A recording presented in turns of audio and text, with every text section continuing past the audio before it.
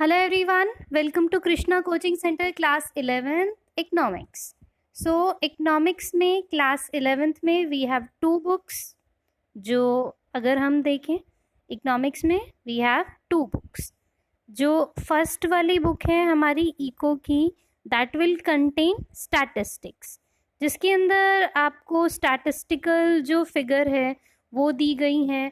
उसके अलावा बहुत सारी चीज़ें हैं कैसे क्या करना है. मेनली जो स्टैटिक्स का जो पोर्शन रहता है वो थोड़ा सा मैथमेटिकल रहता है.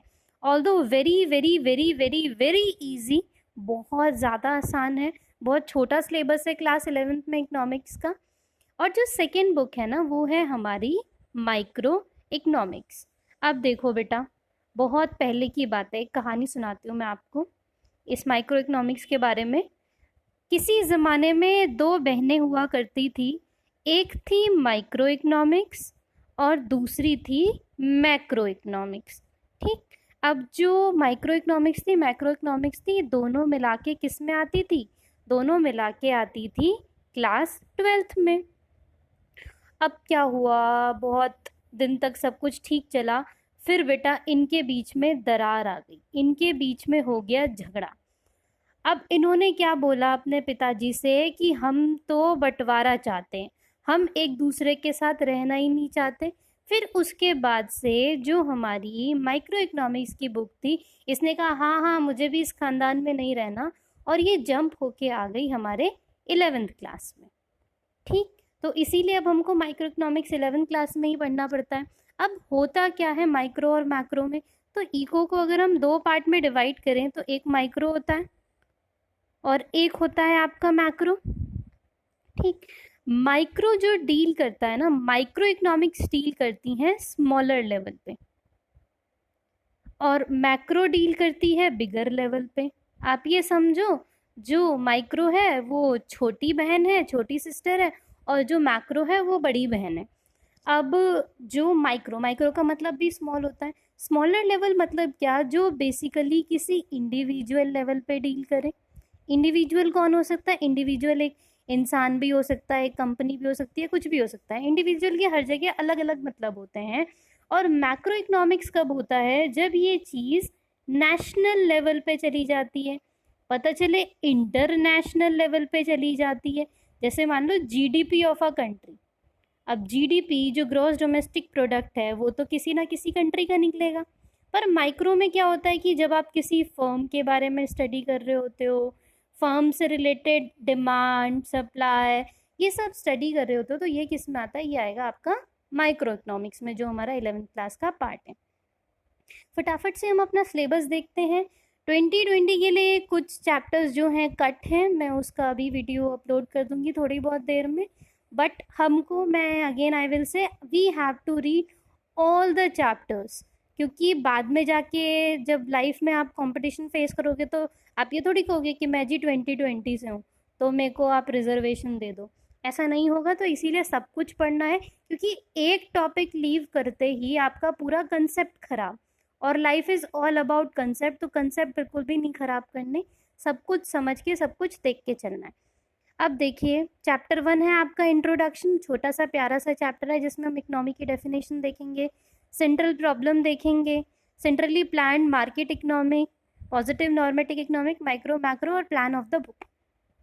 बेसिकली हम देखेंगे कि हम किस कंसेप्ट पे, किस थ्योरी पे सब चीज़ें जो है स्टडी करने वाले हैं. इकोनॉमिक्स का एक्चुअली मतलब क्या है, प्रॉब्लम क्या है इकोनॉमी की. अब ये देखो, मैं बहुत बेसिकली अगर आपको बताऊं तो जो रिसोर्सेज हैं वो क्या है? रिसोर्सेज बहुत कम है. अब रिसोर्सेज को यूज़ करने वाले क्या हैं? बहुत ज़्यादा हैं. अब इस चक्कर में क्या होता है कि there comes a problem that is called problem of choice. Very basic example, if you have 10 rupees, अब उस 10 रुपये का आप क्या करोगे? आप 10 रुपये का बिस्कुट भी खा सकते हो, टॉफ़ी भी खा सकते हो, समोसा भी खा सकते हो. तो there comes problem of choice. तो इससे कैसे डील करेंगे ये सब हम इंट्रोडक्शन चैप्टर में देखेंगे. Chapter number 2 is theory of consumer behaviour. अब थ्योरी ऑफ कंज्यूमर बिहेवियर मतलब कंज्यूमर जो है बेसिकली किस चीज़ के साथ कैसे रिएक्ट करता है. अब देखो, जो दो कंसेप्ट हैं इसमें, डिमांड का कंसेप्ट होता है, मार्केट डिमांड। अगर हम डिमांड की बात करें तो प्राइस और डिमांड का अगर हम रिलेशन देखें तो प्राइस अगर किसी चीज़ का ज़्यादा होता है तो उसकी डिमांड क्या हो जाती है, कम हो जाती है। कोई चीज़ भाई महंगी मिल रही है तो मैं पागल हूँ, मैं खरीदूंगी। और प्राइस अगर किसी चीज़ का सस्ता हो जाता है तो उसकी डिमांड क्या हो जाती है, इंक्रीज हो जाती है कंपैरेटिवली। ये हर केस में नहीं होता, कुछ एक्सेप्शंस भी होते हैं इसके। We will further discuss in our chapter. पर जो ये वाला चैप्टर है ना, ये इसी सब चीज़ों पे बेस्ड रहने वाला है। अब जो आपका प्रोडक्शन एंड कॉस्ट, ये हम देखेंगे फर्म के पॉइंट ऑफ व्यू से। ऊपर वाला चैप्टर हमने देखा था किसके पॉइंट ऑफ व्यू से, जो इंडिविजुअल है या फिर जो हमारा कस्टमर है उसके पॉइंट ऑफ व्यू से। बट फर्म, जो प्रोडक्शन कॉस्ट है वो हम फर्म के हिसाब से देखेंगे, क्योंकि प्रोड्यूस फर्म कर रहा है, कॉस्ट फर्म की आ रही है, इस तरीके से।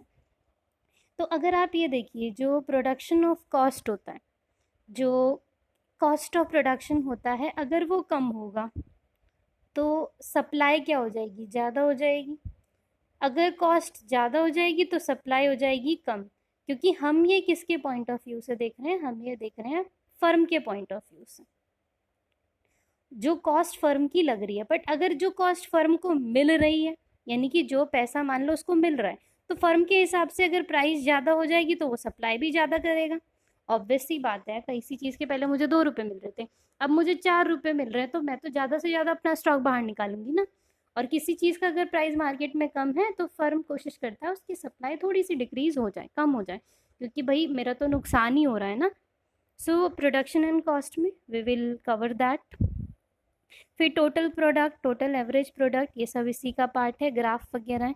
Diminishing marginal product, diminishing marginal utility, law of variable proportion, very very very important और बहुत ही ज़्यादा इंटरेस्टिंग है। इस वाले चैप्टर को तो हम एकदम बहुत ही मज़ेदार तरीके से करने वाले हैं, खेलते कूदते। बच्चे बहुत परेशान रहते हैं इस चैप्टर से, बट इसमें परेशान होने की कोई बात नहीं है, तो बहुत ही मज़ेदार चैप्टर है। फिर है जी theory of the firm under perfect competition. अब देखो परफेक्ट कंपटीशन क्या होता है। परफेक्ट कंपटीशन का मतलब क्या है, बहुत ही क्लोज सब्सटीट्यूट्स जिसके मौजूद हैं। सब्सटीट्यूट्स क्या होते हैं कि एक चीज़ के बदले जब दूसरी चीज़ अवेलेबल होती है। जैसे टी का सब्सटीट्यूट क्या है, कॉफ़ी है। कि मान लो कहीं चाय ना मिली तो आप कॉफ़ी पी लोगे, तो वो क्या है, सब्सटीट्यूट, एक के बदले एक यूज़ कर लिया। लक्स का साबुन खरीदने गए, लक्स का साबुन नहीं मिला तो सोचा कि कोई बात नहीं, चलो डिटॉल ही दे दो, या चलो कोई सा कौन सा साबुन आता है, लाइफ बॉय ही दे दो। तो ये क्या है, सब्सटीट्यूट्स। बट यहाँ परफेक्ट कंपटीशन में क्या होता है, बहुत ही क्लोज सब्सटीट्यूट्स होते हैं। जैसे गेहूँ खरीदना है आपको, वीट, अब वीट इस दुकान में भी सेम, इस दुकान में भी सेम, इस दुकान में भी सेम, इस दुकान में भी सेम, तो इस कंडीशन को आप क्या बोल देते हो, इस कंडीशन को आप परफेक्ट कंपटीशन बोल देते हो। तो हम देखेंगे कि किस तरीके से फर्म्स की थ्योरी रहती है अंडर परफेक्ट कंपटीशन। अगेन फिर से बहुत ही मज़ेदार चैप्टर है ये, सप्लाई कर्व, डिमांड कर्व वगैरह वगैरह। फिर आता है जी मार्केट इक्विलिब्रियम। इक्विलिब्रियम का क्या मतलब होता है, जहाँ पे डिमांड और सप्लाई एक दूसरे के बराबर होते हैं। एक्चुअली ये बिल्कुल भी ट्रू नहीं हो सकता है, क्योंकि कभी ना कभी डिमांड बढ़ेगी, कभी ना कभी सप्लाई बढ़ेगी। पर हम मान के चलते हैं मार्केट इक्विलिब्रियम, जब डिमांड और सप्लाई क्या है, एकदम बराबर बराबर चल रही हैं। इस तरीके से आपका डिमांड कर्व बनता है, इस तरीके से सप्लाई। तो ये वाला जो आपका पॉइंट होता है, जो बीच वाला ये पॉइंट, इसको आप मार्केट इक्विलिब्रियम कह देते हो। इतनी छोटी सी बात ही है बस, लेकिन इसमें थोड़ा बहुत ऐसा लीपापोती किया गया है जो हम चैप्टर में देखेंगे। फिर आते हैं हमारे non competitive markets. Non competitive जिसमें अदर देन परफेक्ट कंपटीशन है, जिसमें मोनोपोली है। मोनोपोली का क्या मतलब है, किसी एक कमोडिटी की जब एक ही फर्म है, उसका कोई कंपटीशन ही नहीं है। जैसे अगर हम बात करें इंडियन रेलवेज की, आपको पटना जाना है मुंबई से, तो मुंबई से गई पटना, फिर भी ना मिला सजना, नहीं गाना नहीं गाते, तो ये मुंबई से पटना जाना था, तो एक ही ट्रेन आपको लेनी पड़ेगी, दैट इज़ इंडियन रेलवेज की ट्रेन है। आपके प्लेन ले लो, पर मैं प्लेन की बात कर ही नहीं हूँ, प्लेन तो अलग इंडस्ट्री है। तो रेलवे क्या है, जिसकी मोनोपोली है, यानी कि वो खुद का ही रूल चला सकते हैं, कभी भी वो प्राइस घटा सकते हैं, बढ़ा सकते हैं। ऑल्दो गवर्नमेंट का है तो इतना नहीं करते हैं वो, बट सिंपल मोनोपोली हो जाएगा। उसके अलावा मोनोपोलिस्टिक कंपटीशन होता है। अब मोनोपोलिस्टिक कंपटीशन क्या है कि मोनोपोली नहीं है उसमें, बट फिर भी वो मोनोपोली जैसा वर्क करते हैं। मतलब क्लोज सब्स्टिट्यूट इसमें जो होंगे, सब्स्टिट्यूट इसके भी होंगे, बट इसके सब्स्टिट्यूट क्लोज सब्स्टिट्यूट नहीं होंगे।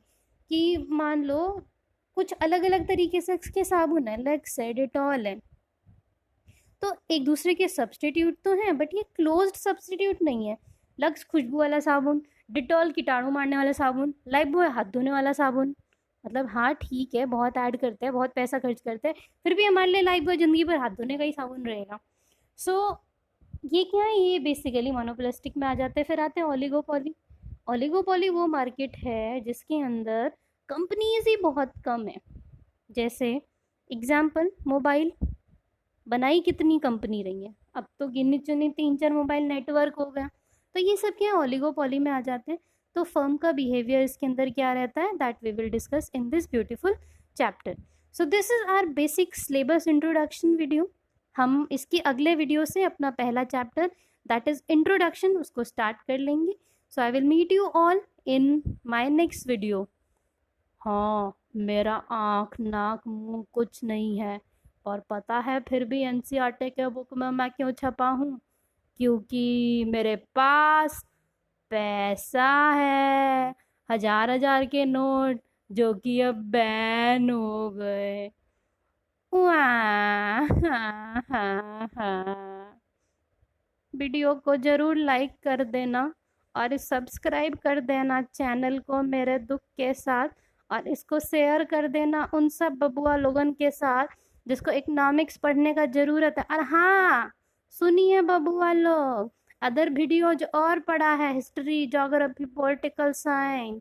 बाकी ठीक है, आप सबसे मिलते हैं हम अगला वीडियो में।